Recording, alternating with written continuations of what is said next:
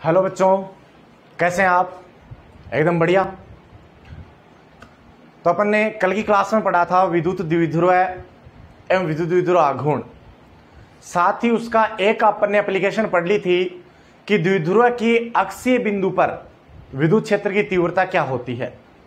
ठीक है, उस द्विध्रुव के कारण अपनी आज की जो एप्लीकेशन होगी वो नेक्स्ट होगी कि निरक्षीय बिंदु जो होगा उस पर कोई बिंदु है, निरक्ष पर कोई बिंदु है, उस पर द्विध्रुव के कारण क्या विद्युत क्षेत्र की तीव्रता होगी वो अपन आज पढ़ेंगे। ठीक है, तो अपना टॉपिक चल रहा था अपना चैप्टर था विद्युत आवेश एवं क्षेत्र, ये अपना टॉपिक चल रहा था। ठीक है, और इसके अंदर टॉपिक था अपना विद्युत द्विध्रुव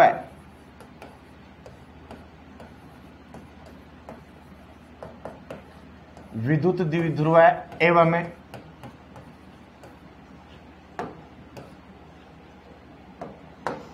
द्विध्रुव आघूर्ण।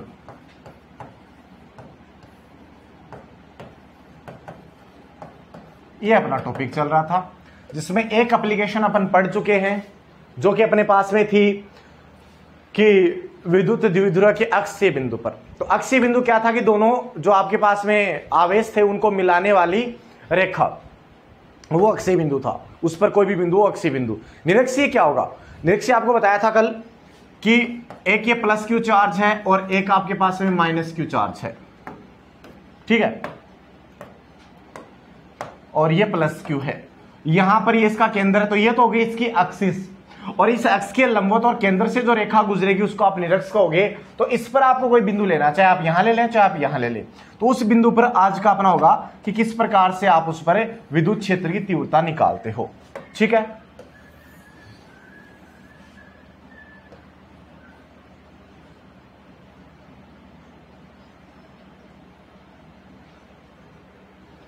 ओके। तो आज का जो अपना टॉपिक है वो है द्विध्रुव की अक्ष निरक्ष द्विध्रुव की द्विध्रुव के कारण उसकी निरक्षीय या निरक्षीय का दूसरा नाम होता है विषुवतीय। निरक्षीय या विषुवतीय बिंदु पर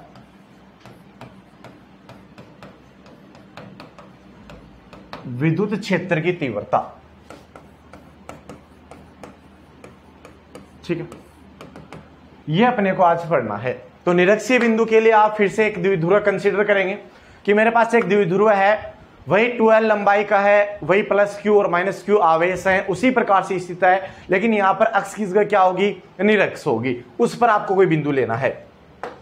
तो बनाते हैं अपन यहां पे कि माना, क्या माना आपने कि माना कोई विद्युत द्विध्रुव ए बी, 2l लंबाई का विद्युत द्विध्रुव ए बी है। ठीक है,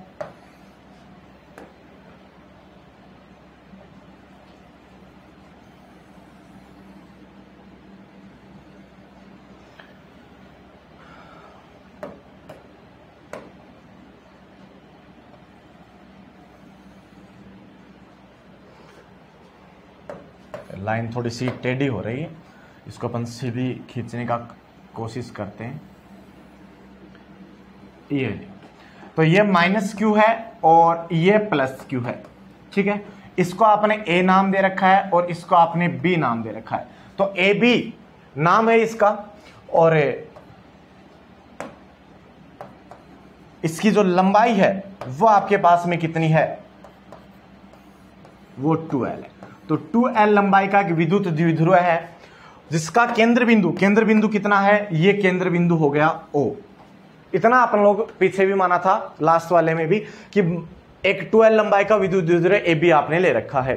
अब इसकी निरक्ष होगी अक्ष के लंबवत और इससे गुजरने वाली, केंद्र से गुजरने वाली। तो निरक्ष को ही मानते हैं अपन। तो निरक्ष के ऊपर कोई बिंदु है आपके पास में, तो ये माने यहां पर एक निरक्ष लिया और निरक्ष के ऊपर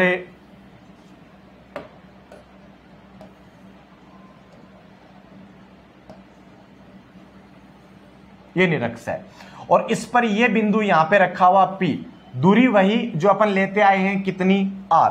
तो R दूरी पर, केंद्र से R दूरी पर एक निरक्षीय बिंदु P स्थित है जिस पर विद्युत क्षेत्र की तीव्रता ज्ञात करनी है। तो इस पर विद्युत क्षेत्र की तीव्रता पूरे द्विध्रुवीय कारण ज्ञात करनी है। तो उसके लिए आप क्या करोगे कि दोनों आवेशों के कारण अलग अलग निकालेंगे, फिर अध्यारोपण के सिद्धांत से उन दोनों को क्या कर देंगे, जोड़ देंगे। तो अलग अलग निकालने के लिए आपको क्या क्या चाहिए, अपना जो फॉर्मूला होता है वो होता है E = KQ upon R square. तो K होता है कांस्टेंट, Q वह चार्ज होता है, आवेश होता है, और R होता है उस आवेश और प्रेक्षण बिंदु के बीच की दूरी। तो यहां पर आवेश ये है, प्रेक्षण बिंदु ये है, मतलब ये वाली दूरी आपको चाहिए, साथ ही इधर ये आवेश और ये बीच की दूरी है, तो ये वाली दूरी चाहिए। तो दोनों दूरियां आपको चाहिए, बिल्कुल आपको दोनों दूरियां मिलेंगी। किस प्रकार से मिलती हैं देखें, दोनों दूरियां अपने को किस प्रकार से मिलती हैं। तो यहां पे मैं इनको मिला देता हूं कि एक तो आपके पास में ये दूरी है, ठीक है, और दूसरी आपके पास में ये वाली दूरी है।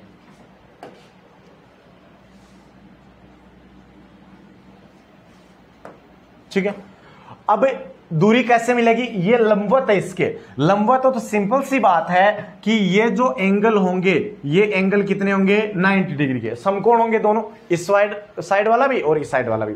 साथ ही ये जो बिंदु P है ये इसके साथ, इस जो आपके पास -Q ले रखा है, इसके साथ में कितना एंगल ड्रॉ कर रहा है, थीटा। तो ये वाला एंगल भी कितना ड्रॉ करेगा, थीटा, क्योंकि दोनों आपके पास में जो त्रिभुज है वो समरूप है। तो यहां पे ये भी थीटा होगा तो ये भी थीटा होगा, इतना क्लियर है। जब थीटा आपके पास में 90 है तो ये वाली इजीली आपको मिल जाएगी। कैसे कि ये बीच में बिल्कुल मध्य में विभाजित करता है, तो L ये है और L ये है, तो L आपके पास मिल गया आधार और R आपके पास में लंब है। तो आप कर्ण निकाल सकते हो, पाइथागोरस प्रमेय से कर्ण आपके पास में क्या होगा, कर्ण आपके पास में क्या आता है, कर्ण आता है आधार का स्क्वायर प्लस लंब का स्क्वायर। तो आपके पास बनेगा R square plus L square, और स्क्वायर आता है अपने को तो सिर्फ कर्ण चाहिए, तो इसकी पावर कितनी हो जाएगी, 1/2 हो जाती है। ठीक है, और सिमिलरली ये भी क्या आ जाएगा, R square plus L square, और इसकी पावर कितनी, 1/2। तो आपको डिस्टेंस मिल गई, आपको चार्ज पता है, तो आप इजीली इनकी वैल्यू लिख सकते हो। तो यहां पर मैं लिख रहा हूं कि बिंदु A पर स्थित -Q आवेश के कारण विद्युत क्षेत्र की तीव्रता E1 हो, तो मैंने इसको E1 कंसिडर किया है, E1 हो तो E1 = क्या लिखी जाएगी भाई, KQ अपॉन R स्क्वायर। तो K और Q, यहां पे आपने Q आवेश ले लिया और अपॉन R स्क्वायर मतलब दोनों के बीच की दूरी का होल स्क्वायर। तो यहां पे R square plus L square का 1/2 है, इसका स्क्वायर करेंगे 1/2 हटेगा यहां से, और क्या बचेगा R square plus L square. Clear है। अब आपको ये तो परिमाण आ गया, डायरेक्शन अगर आपको लिखनी है तो डायरेक्शन किस प्रकार से आएगी, देखो -Q आवेश है, और -Q आवेश के कारण होती है दिशा अंदर की ओर, विद्युत क्षेत्र की दिशा कैसी होती है, अंदर की ओर कह दो या फिर आवेश की तरफ होती है। ठीक है, तो देखो दिशा कैसे लिखी जाएगी, ये डायरेक्शन हो जाएगी किसकी, E1 वेक्टर की। ये डायरेक्शन किसकी हो जाएगी, E1 वेक्टर की डायरेक्शन हो जाती है। इसको मैं इस प्रकार से रिप्रेजेंट कर देता हूं, ये डायरेक्शन E1 वेक्टर की है। तो यहां पे कैसे, ये P से A की ओर, तो डायरेक्शन आप इसकी लिख सकते हो, किस डायरेक्शन में है, PA की दिशा में, PA की दिशा में। तो ये आपके पास इसकी वेक्टर फॉर्म बन गई। क्लियर है। अब दूसरा आपके पास में +Q आवेश रखा है, इसके कारण विद्युत क्षेत्र की तीव्रता, तो वही K Q और अपॉन में सेम है डिस्टेंस, इसका स्क्वायर आ जाएगा। केवल और केवल यहाँ पे क्या चेंज होगी, इसकी डायरेक्शन चेंज होगी। क्यों, क्योंकि ये वाला कौन सा है, देखो +Q है, और +Q के कारण कैसी दिशा होती है, +Q के कारण दिशा होती है बाहर की ओर। ठीक है, या फिर कह दो आवेश से दूर, आवेश से दूर अगर आप जाते हो तो ये दिशा हो जाएगी इसको मिलाने वाली रेखा के बाहर की ओर। तो ये डायरेक्शन किसकी हो जाती है, E2 वेक्टर की डायरेक्शन हो जाती है। क्लियर है। तो मैं इसको आगे वाले नेक्स्ट पेज पर लिखते हैं। बिंदु बी पर स्थित प्लस क्यू आवेश के कारण विद्युत क्षेत्र की तीव्रता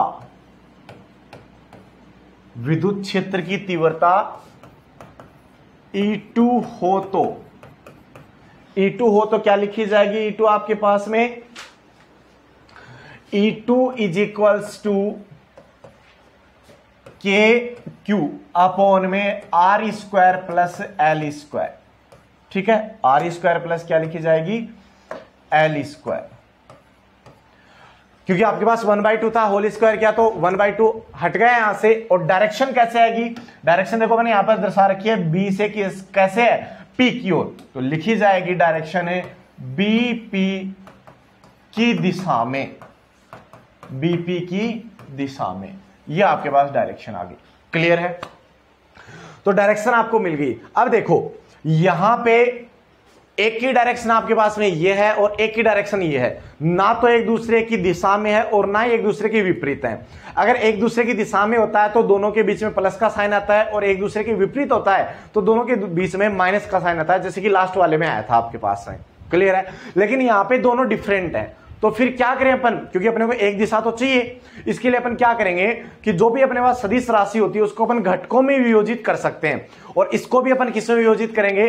घटकों में वियोजित करेंगे। और घटक इस प्रकार से होते हैं, देखो ये आपके पास E1 वेक्टर एक सदिश राशि है, तो इसके घटक किस प्रकार से होंगे? इसके दोनों तरफ होते हैं, और घटकों का निर्धारण करने के लिए आपको एंगल पता होना आवश्यक है। तो यहां पर मैं इन दोनों को घटकों में वियोजित करता हूं। देखना, इस E1 का एक घटक तो होगा आपके पास में ये, और इस E1 का एक घटक होगा आपके पास ये।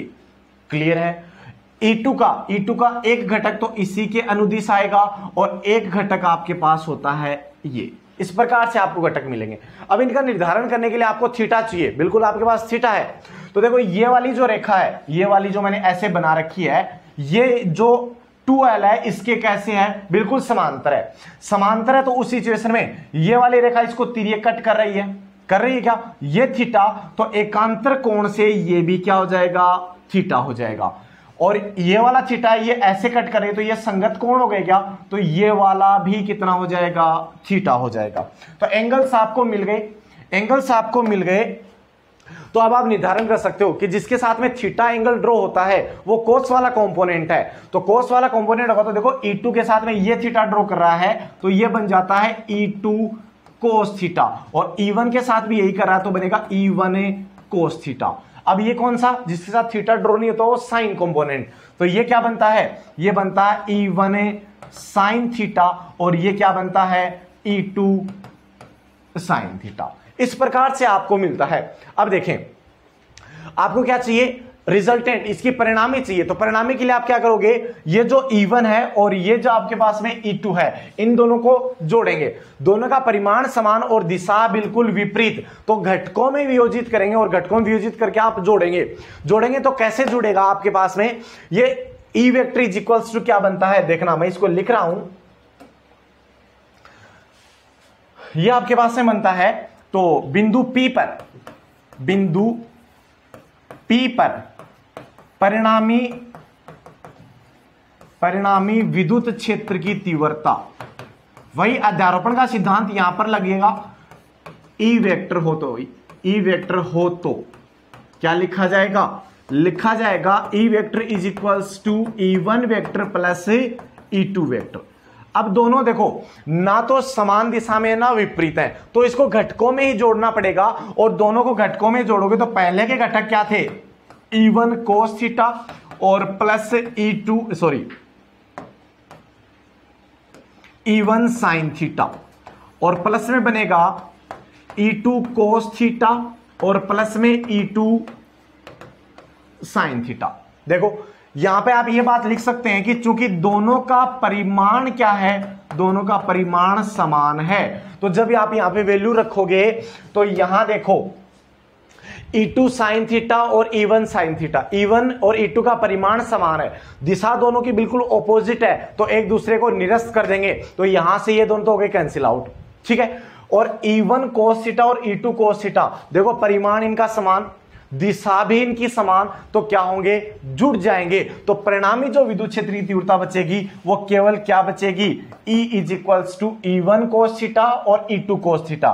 तो बनता है E1 cos थीटा और प्लस E2 cos थीटा, और E1 और E2 का परिमाण समान है तो बनेगा E इज इक्वल्स टू 2, चाहे तो E1 लिख दो चाहे E2 लिख दो, एक ही बात है, 2E1 cos थीटा, ये आपके पास से बनता है।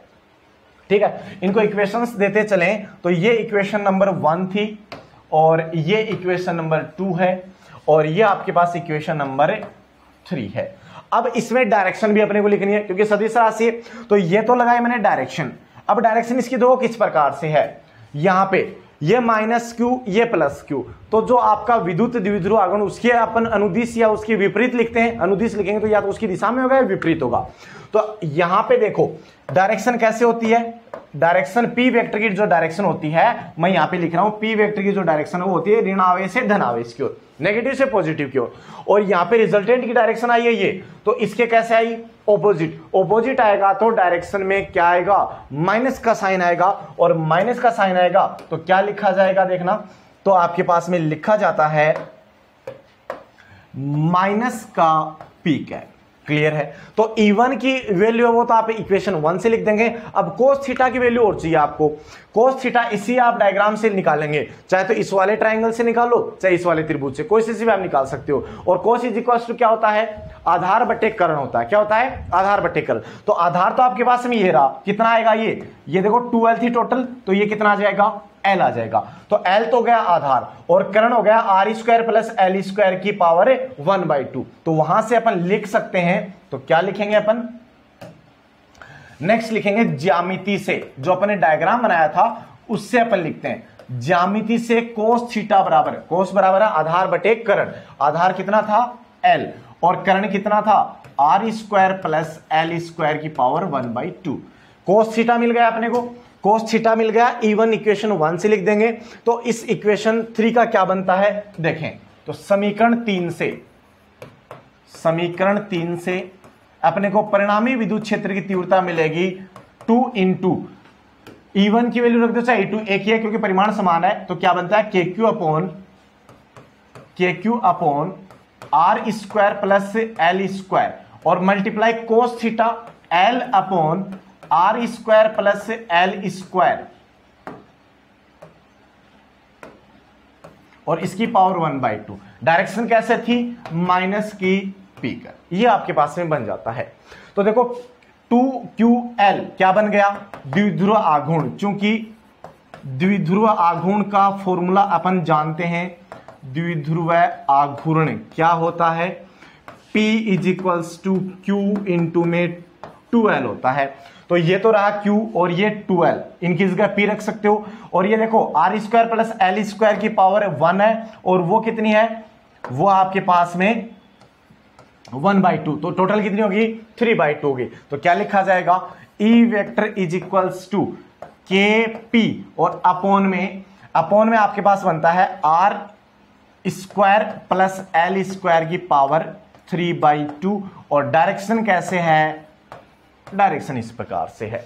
फिर से वही कंडीशन अप्लाई करेंगे अपन कि जो आपने द्विध्रुव लिया था उस द्विध्रुव की लंबाई अत्यल्प है, मतलब जो दोनों के बीच की दूरी है आवेशों की वो अत्यल्प है, अत्यल्प होगी तो L, चूंकि L लेस देन क्या है R, अरे तो भाई इसकी उच्च घातें होंगी वो और भी कम होंगी, तो इन्हें आप R की उच्च घातों की तुलना में नगण्य मानकर छोड़ सकते हैं, और जब नगण्य मानकर छोड़ सकते हैं तो क्या लिखा जाएगा,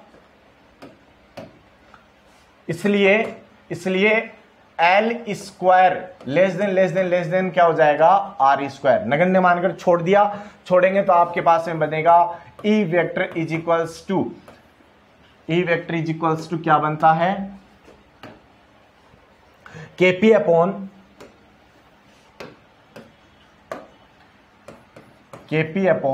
यहां पे था R square plus L square की पावर 3/2, ये हट गया, यहां पे नेग्लेक्ट हो गया, तो R स्क्वायर की पावर 3/2, 2 से 2 कैंसिल आउट हो गया, क्या बचेगी R की क्यूब, ये R की क्यूब और माइनस का क्या बचता है, P का बचता है, और यही क्या होती है यही होती है निरक्षीय बिंदु पर विद्युत क्षेत्र की तीव्रता किसी द्विध्रुव के कारण। तो ये अपने पास आती है। देखें यहां पर सेम आपके पास में वहां था जब कल अपने पढ़ा था अक्षीय में, उसमें आया था 2 kp और यहाँ पे ओनली kp, और ये नीचे वाला जो है r, यहां पर भी क्यूब है वहां पर भी क्यूब था। इसका मतलब ये है कि दूरी के साथ में क्या है, समान रूप से परिवर्तित होता है। और दूसरा चेंज क्या है, यहाँ पे वहां पे प्लस पी कैप था, यहां पर क्या है माइनस पी कैप। तो वहां अक्षीय बिंदु पर जो दिशा थी वो अनुदिश द्विध्रुव आघूर्ण के यहां पे विपरीत है। इन पॉइंट्सों को अपन देखेंगे। तो पहले मैं यहां पे ग्राफ ड्रॉ कर रहा हूं, तो देखें आर के साथ किस प्रकार से वेरी करता है। ये आपके पास में आर है एक्स एक्सिस पे और वाई एक्सिस पे क्या है, ई है। कैसे करेगा, आर क्यूब है, आर क्यूब के व्युत्क्रमानुपाती है, तो ग्राफ जो अपने कल बनाया था वैसा ही ग्राफ प्राप्त होगा, ई व्युत्क्रमानुपाती आर क्यूब। क्लियर है। अब यहां पे कुछ पॉइंट्स अपन लिखते हैं। पहला पॉइंट क्या आता है, देखो कल अपन लोगों ने लिखा था क्या कि ई अक्षीय इज इक्वल्स टू था 2 kp अपॉन आर क्यूब, और वेक्टर फॉर्म में लिखा था अपन ने पी कैप। तो अगर परिमाण की बात करो तो परिमाण में अगर मैं इनको हटा देता हूं, मैंने ये हटा दिया परिमाण में, ठीक है, तो यहां पर अपन देखें तो यहां पे ट्वाइस है और यहां पे सिंगल ट्रेम है। सिंगल ट्रेम है तो मैं क्या लिख सकता हूं कि अक्षीय का जो मान है वो परिमाण में निरक्षीय का क्या होता है, दुगुना होता है। तो इसको आप इस प्रकार से लिख सकते हैं, ई अक्षीय is equals to 2 multiply e निरक्षीय। एक तो आपके पास में ये पॉइंट आता है, ठीक है। दूसरा ये अपने नोट लिख रहे हैं, यहां पे नोट बना के लिख सकते हो आप इनको। और दूसरा पॉइंट आपके पास में क्या आता है, देखो दूसरा पॉइंट ये है कि अक्षीय पर जो विद्युत क्षेत्र की तीव्रता है वो विद्युत द्विध्रुव आघूर्ण की दिशा में, जबकि निरक्षीय पर जो तीव्रता की दिशा है वो विद्युत द्विध्रुव आघूर्ण के विपरीत दिशा में होती है। क्लियर है। तो ये आपके पास में विद्युत द्विध्रुव का जो टॉपिक था जिसमें 2 एप्लीकेशन थी इसकी, अक्षीय और निरक्षीय बिंदु पर विद्युत क्षेत्र की तीव्रता, वो यहां पर कंप्लीट हो चुका है। ठीक है, तो आज के लिए आपके पास इतना ही। इस टॉपिक को आप देखें, इंपॉर्टेंट है, अक्षीय वाला भी इंपॉर्टेंट है और ये वाला भी क्या है, इंपॉर्टेंट। ये ज्यादा इंपॉर्टेंट है अक्षीय कंपैरिजन में, तो बिल्कुल आप इसको ध्यान से देखें और वीडियोस को कंटिन्यू देखते रहें, जिससे कि आपकी कंटिन्यू क्लास बनी रहेगी। ठीक है ना। और जो भी आपके फीडबैक्स हैं वो आप कमेंट बॉक्स में कमेंट कर सकते हैं। वीडियो को लाइक करें, चैनल को सब्सक्राइब करें। Okay, thank you.